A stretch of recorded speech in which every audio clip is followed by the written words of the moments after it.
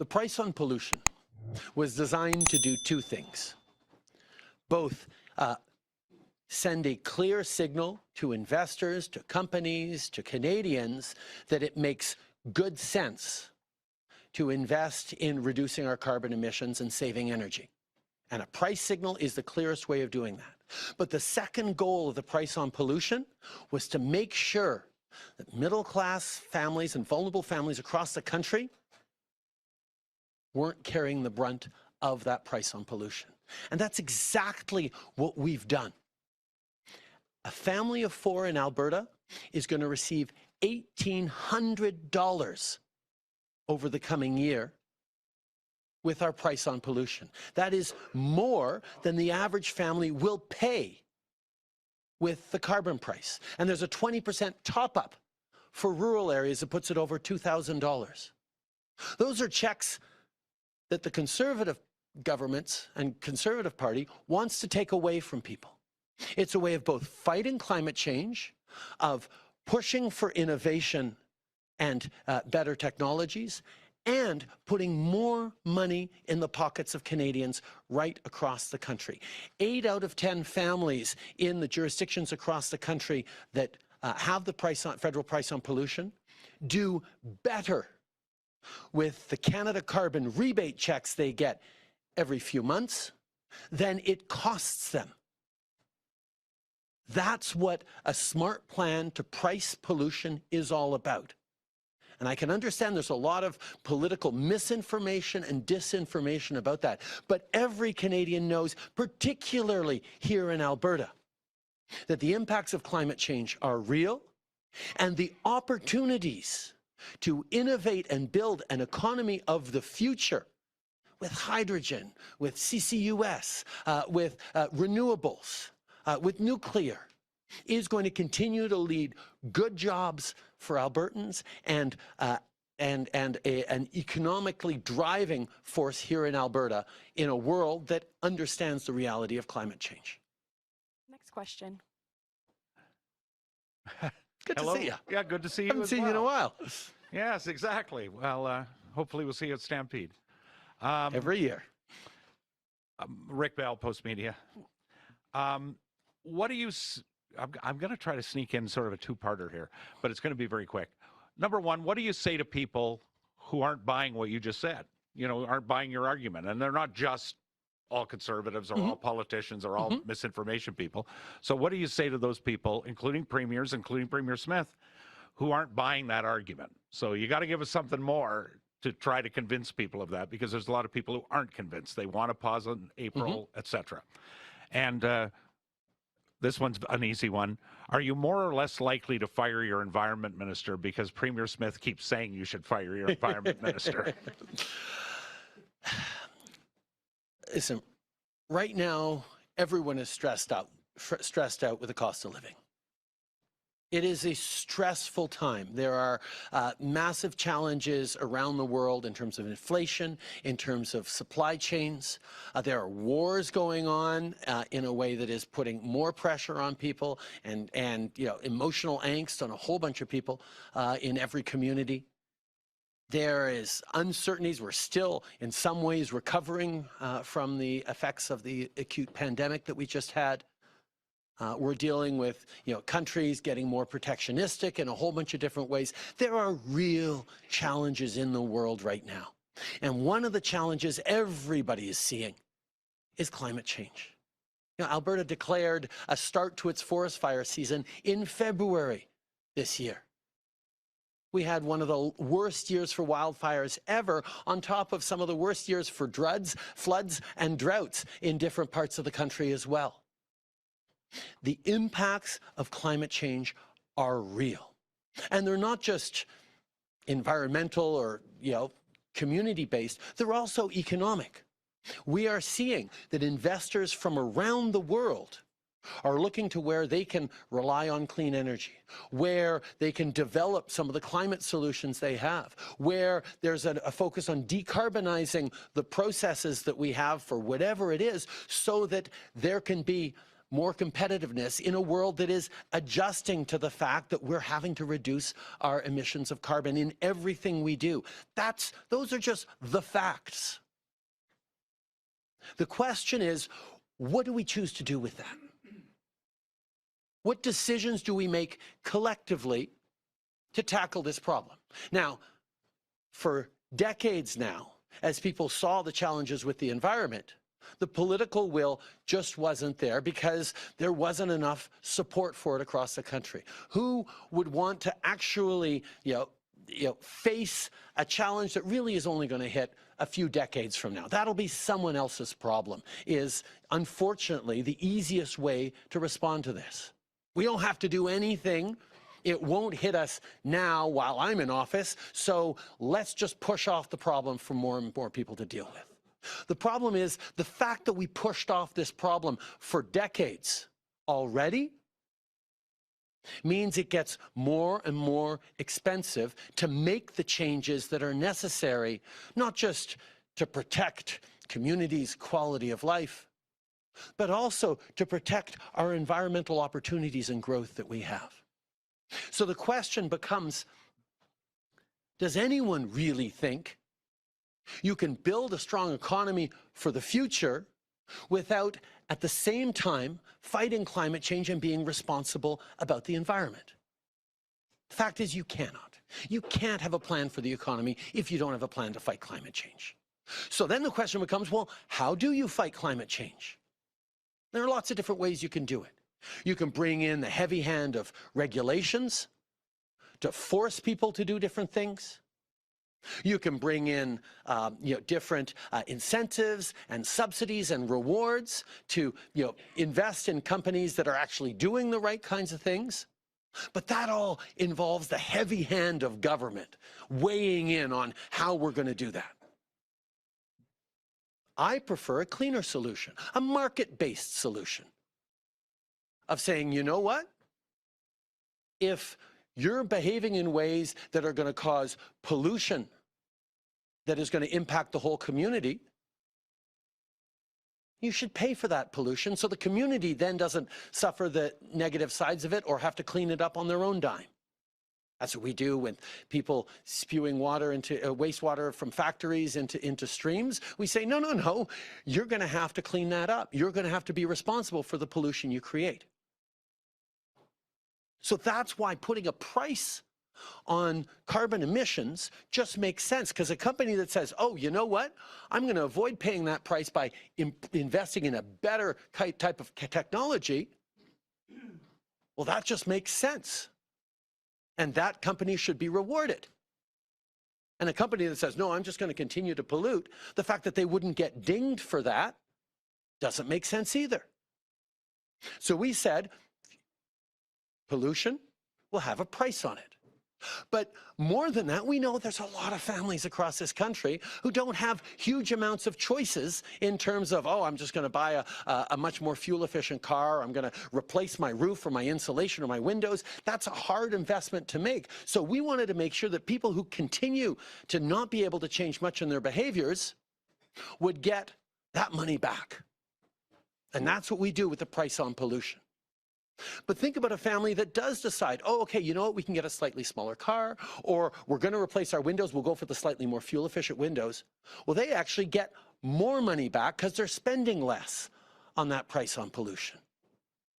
So it's a logical way to do things, but yes, it does require putting a price on things right now so that we can set ourselves up for success in the future. And that's an easy thing for short-term politicians, short-term thinker politicians, to say, oh, we'll get rid of the price. They don't talk about the fact that they're also going to get rid of that check, the Canada Carbon Rebate, that puts more money in the pockets of the vast majority of Canadians. And they don't have a plan, or they don't talk about how they're going to actually use the heavy hand of government through regulations or through subsidies or some other way to pick winners and losers in the economy, as opposed to trusting the market. Now, your question, Rick, is sort of, well, that all makes sense. Why are so many people still against it? Well, you know, that's a question we all have to ask. But my job is not to be popular. My job, although it helps, my job is to do the right things for Canada now and do the right things for Canadians a generation from now. And that's what I've been focused on.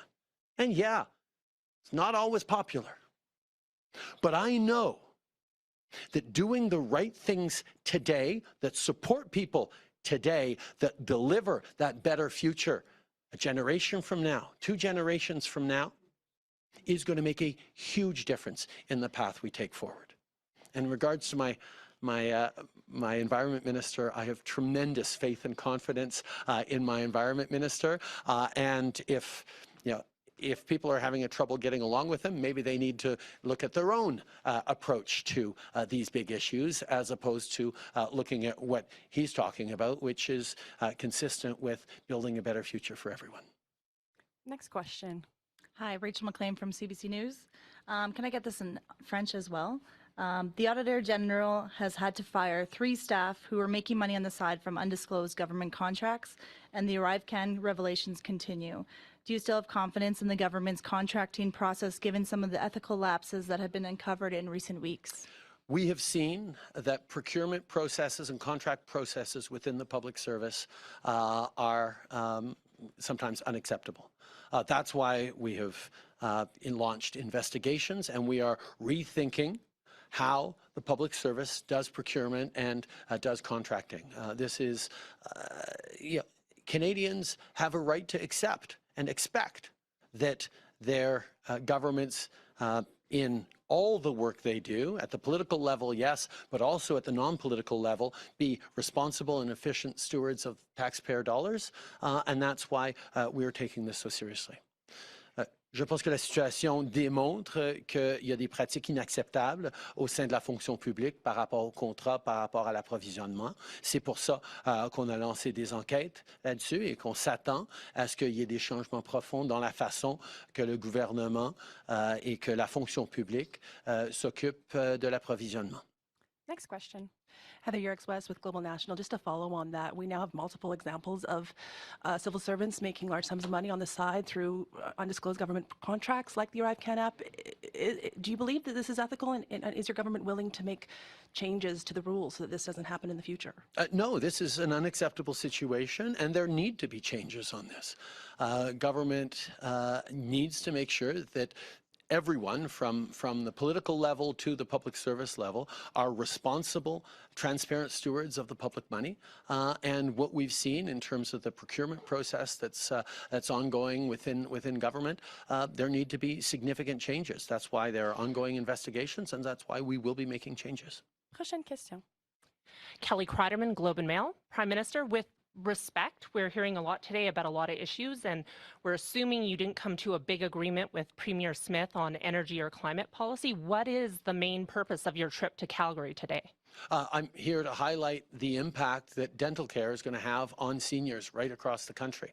1.3 million seniors are now registered for the Canada Dental Plan, something that, quite frankly, conservative politicians, and particularly federal conservative politicians, won't talk about because they stand against. So if I don't get out there across the country and meet with seniors and talk about the impact that we're having in positive ways in people's lives, then nobody will. So I'm glad to be back in Calgary. I'm going to be meeting with seniors a little later. I was pleased to talk with Premier Smith. We highlighted some of the challenges that we're working on solving around childcare, for example, where the billions of dollars of investments the federal government is making is starting to make a real difference in people's lives. But we also did talk about how we're moving forward and how our officials particularly are moving forward on clean electricity, on investing in renewables, and how we're partnering on big projects, whether it's Dow Chemicals or others, to deliver for Albertans. The Prime Minister's job doesn't just happen in Ottawa. Indeed, it shouldn't just happen in Ottawa, and it's a delight for me to be able to be back here in Alberta, meeting with people, talking about the ways the federal government continues to believe in and invest in Albertans. En français? Okay. Je suis ici aujourd'hui pour souligner à quel point c'est important d'investir dans les soins dentaires pour les Canadiens et que maintenant, il y a 1,3 million d'aînés à travers le pays qui sont enregistrés pour les soins dentaires. C'est une grosse chose qui va aider énormément de gens dans les coûts de la vie, mais aussi livrer de meilleurs résultats au niveau de l'économie et de leur santé. Donc, on va continuer d'être là. La job d'un premier ministre, c'est pas juste de rester à Ottawa, c'est d'être avec les gens à travers le pays, en train de parler de tout ce qu'on est en train de faire pour aider les gens, pour investir dans un avenir plus prospère. Ça fait partie de mes responsabilités et je suis très, très content de pouvoir d'être de retour en Alberta pour ce faire. Prochaine question. Tyson Fedora with CTV. Prime Minister, so just to confirm, nothing new being announced here in Calgary today or for Calgary, just to follow up on Kelly's question. Nothing new. Did you know 1.3 million seniors have signed up for dental care? Mhm. No, you know now. Yeah, Yes, I announced that today. That is great news, that is actually impressive. Every single one of those seniors is being funded by the federal government to get dental care. This is a big thing, not a small thing.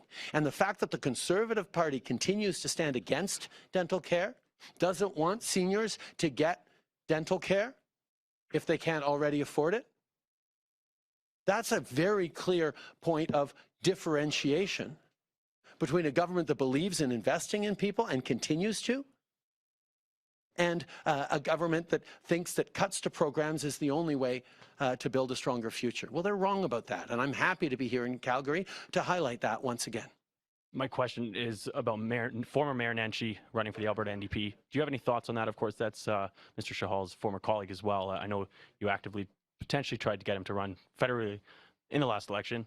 What are your thoughts on Mr. Nenshi trying to go up? I think good people stepping up into politics is always a win for citizens across the country. Naheed was a very strong mayor of Calgary for many years, and we worked together on a lot of big issues.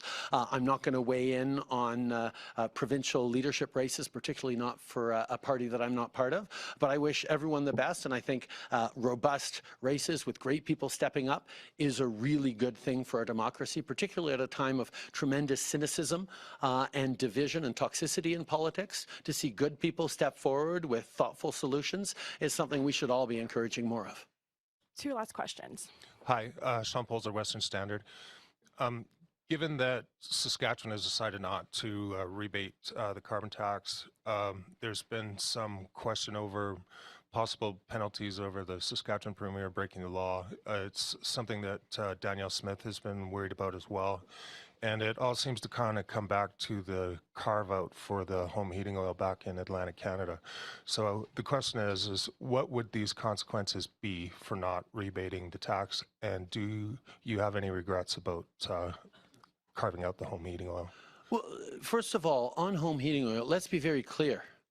There are thousands of families here in Alberta and in Saskatchewan and in every part of the country that still rely on home heating oil, which is more polluting, more expensive, more subject to international price fluctuations, and is perversely more relied on by proportionately lower income households.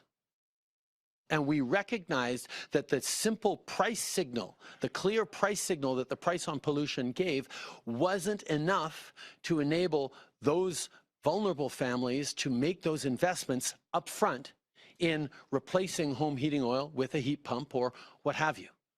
That's why the federal government has stepped up with a program that actually loans money so people can replace their home heating oil and home heating oil with a heat pump and repay it over the coming years, because they'll be able to with the savings they have. And in some provinces, we're working with the provincial government to make sure that lower income people who have home heating oil can replace their home heating oil furnaces for free with a heat pump, which will save them massive amounts of money over the coming years. Yes, we want to give home heating oil customers a free heat pump so they can save money and heat their homes more reliably over the future. That's what that program is. And yes, it benefits Atlantic Canada, but it also benefits Saskatchewan, Alberta, and every province and territory across the country. Secondly, on the decision by the government of Saskatchewan to not pay its taxes to the federal government. As we've seen from a few different premiers, you can use the notwithstanding clause to opt out of basic charter rights of Canadians. I think it's a bad idea, but a number of people are doing it. You can opt out of the Charter of Rights and Freedoms by using the notwithstanding clause. But you can't opt out of the Federation. You can't opt out of Canada. We are a country of laws, we're a country of rules and responsibilities, and it's evolved over 150 plus years to be this extraordinarily successful country we have, and we expect people to obey the law. That's what governments expect of their citizens. That's what citizens should expect of their governments. Last question. Hiren Mansukani with the Calgary Herald. This is a two-parter. So the Alberta Dental Association has had a number of questions and concerns about this new program and what would be the implications, especially for their salaries and administrative work. And so they've said that there's very little clarity on it. And you know, these are some of the concerns they have for the federal government. And secondly, with the pharmacare program, the Premier Spitz government has clearly opposed the program even without seeing the details, saying that they want funding instead of having to adhere to this program. How do you kind of respond to these concerns? Thank you. First of all, on the dental associations across the country, we are in close conversation with them right now. Actually, as of just this past Monday, we're seeing dental care providers across the country start to sign up for this program. The final fee structures aren't quite negotiated yet. We're continuing to do that, but the ballpark we're in actually looks like the federal system will be of greater benefit or greater generosity or greater fees than some of the provincial systems for some vulnerable groups that compensate dentists for services. So we are confident that this is going to be a great opportunity, not just for Canadian seniors and young people and others to be able to get the dental care that they need, but it'll also be an opportunity for dentists across this country to bring in new customers, to get well paid for it, and to benefit from the kinds of systems we're putting in place. We're very optimistic that this is going to be a game changer, not just for seniors, but for the dental community as well, as more people are able to actually get their teeth taken care of in the right kinds of ways. Second question was in regards to pharmacare, yes. I actually had a brief conversation about pharmacare with the Premier this morning. The reality is far too many people are still squeezed on having to make choices between groceries and paying for needed medications. And the two areas that we recognize that being most acute that we're moving forward with right now, first of all, on contraception. We know that too many women are having to choose between getting the right medical device to be able to choose when to start a family and with whom. In some cases, significant upfront costs that they can't cover. And therefore, they don't have the kind of control over their life and career that they would want to have. And cost being a barrier for that isn't right in a country like Canada. So we are moving forward on making sure that women have access to prescription contraceptives through our new pharmacare program right across the country. And secondly, our choice around diabetes. Diabetes, as people who are health professionals know, is the base factor in so many negative health outcomes. People who have diabetes have greater chances of heart challenges, of limb problems, circulations, amputations, eyesight. Diabetes is a main contributor to blindness in this country as well. And they're all things that can be avoided if someone actually takes the medications that will keep them safe and healthy through their long lives. But people are not able to afford diabetes medication in far too many cases. So not only does it lead them to worsening quality of life, but it leads to significant costs and pressures on our healthcare system as we're dealing with the consequences of someone not being able to pay for the insulin they needed. That's why our goal on pharmacare is to make sure that the gaps in coverage that exist in every province across the country get filled in those two areas. That's a goal that I think everyone can agree with. I talked with Premier Smith. She said around 25% of people don't have pharmacare coverage in Alberta, even though they have good, strong systems here, and you have good, strong systems here in Alberta. There are gaps. So what I said to her is, look, we want to work with you on a way that makes sense for you, that will be different from BC, different from Quebec, different from Ontario, different from PEI. But we want to work with you on a system that'll make sure that everyone in Alberta is able to access coverage for diabetes medication and for contraceptives on a prescription basis. And that's going to have a huge positive impact on communities and on our healthcare system. So the federal government isn't defining the program. We're going to sit down and work with the provinces to deliver ways that cover the gaps. And that's something that I think everyone can get behind, except apparently the federal Conservatives, but I'll leave them to explain their positioning on that. Allô, encore une fois, Anne-Marie, et j'aimerais juste votre réaction sur la situation en Haïti actuellement. Merci. Écoutez, les Canadiens sont en train de regarder la situation en Haïti avec beaucoup de préoccupation. C'est une crise humanitaire et sécuritaire qui découle depuis des mois et des mois maintenant. Je peux vous assurer que le Canada et moi-même, j'ai été extrêmement engagé au cours des derniers mois, particulièrement cette fin de semaine avec des conversations avec différents leaders des Caraïbes, incluant le premier ministre sortant, Ariel Henry, sur comment on peut encourager et créer le contexte pour une solution haïtienne à cette crise haïtienne. Parce que les partenaires internationaux ont eu beaucoup d'interventions au fil des dernières décennies qui n'ont pas abouti à une stabilité, une solidité nécessaire pour leur démocratie ou leur économie. Alors, on est là pour travailler avec les partenaires de la région. J'ai été sur des appels lundi et toute la journée sur cet enjeu-là. Et on va continuer d'être là avec de l'aide humanitaire, avec des investissements dans la police, mais surtout avec des pressions politiques pour s'assurer que la classe politique haïtienne elle-même s'engage à trouver la stabilité et la prospérité qui est si nécessaire pour la paix des Antilles. A lot of Canadians are asking real questions about what's going on in Haiti and how we can help, because we've seen over the past months the worsening security and humanitarian crisis that is just heartbreaking. Canada has been actively engaged for months and months now in funding the Haitian National Police and putting pressure on the Haitian political class to establish stability.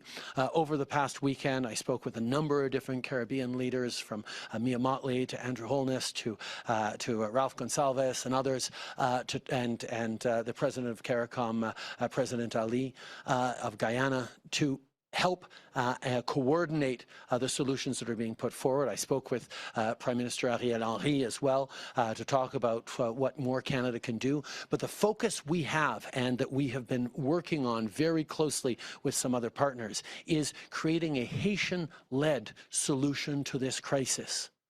The international community has been intervening for 30 years in Haiti, and we are still finding ourselves in this impossible situation. Right now, we're in a position where, yes, we're funding the police, we're helping with humanitarian aid, but we need to see Haiti's political class come together and figure out a way to move forward that puts the well-being of the Haitian people at the center of everything it does. And we're going to continue to stay very, very active, as I was all day Monday, on this situation, because it matters so much, not just for Canadians of Haitian origin, but for people across the Americas who are watching this humanitarian and security crisis unfold. Thank you very much. This is what concludes press conference. Merci beaucoup.